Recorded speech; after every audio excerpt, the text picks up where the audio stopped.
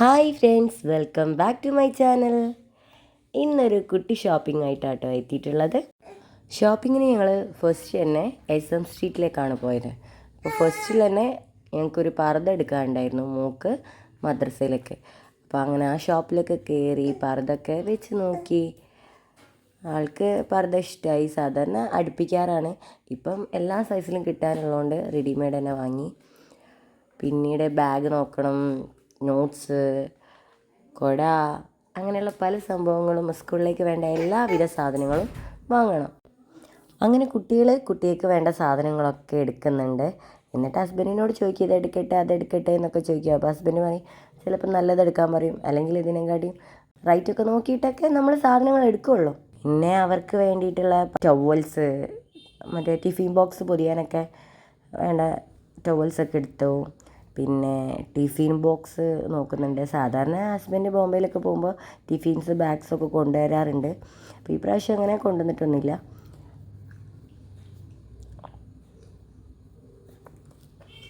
ഞങ്ങൾ കയറിയ ഷോപ്പിൽ ഒരുപാട് കളക്ഷൻസ് ഉണ്ടായിരുന്നു.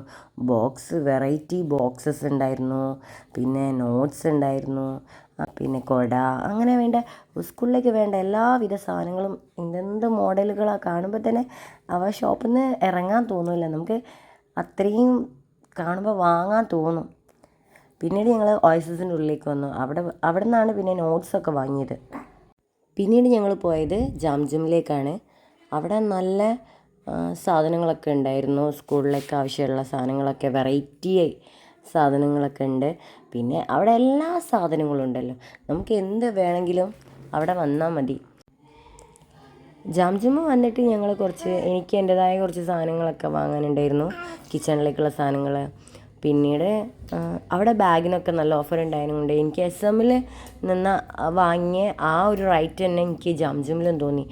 ആദ്യം തന്നെ ഞാൻ ജാംജൂമിൽ വില കൂടുതലായിരിക്കും എന്ന് ചോദിച്ചിട്ടാണ് ഞാൻ ആ ഫസ്റ്റിൽ അങ്ങോട്ട് പോവാഞ്ഞത്. പിന്നീട് ലാസ്റ്റിലേക്കാണ് ഇവിടെ വന്നത്. പക്ഷെ നോക്കുമ്പം സെയിം റൈറ്റ് ആയിട്ടൊക്കെ തോന്നി. സ്കൂൾ സാധനത്തിനൊക്കെ നല്ല ഓഫർ ഉണ്ടായിരുന്നു അവിടെ.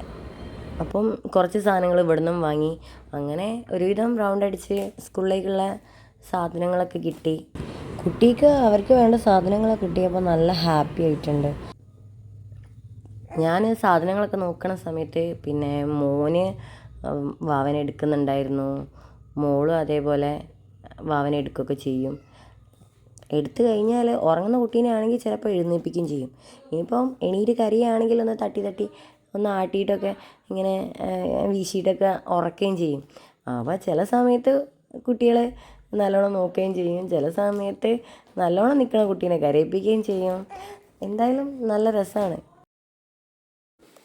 പിന്നെ പലതരം ഐസ്ക്രീമുകൾ ഉണ്ടായിരുന്നു അവിടെ, കോൺസ് ആയിട്ടും പാക്കറ്റ്സ് ആയിട്ടും അങ്ങനെ പല തരം ഉണ്ടായിരുന്നു. കുട്ടികൾക്കാണെങ്കിൽ ആ ഭാഗത്ത് പോയി കഴിഞ്ഞാൽ അവിടെ നിന്നൊന്നും എടുത്തില്ലെങ്കിൽ സമാധാനമാവില്ല. അപ്പോൾ ബില്ല് ചെയ്യുന്ന സമയത്ത് പോയിട്ടെടുക്കും.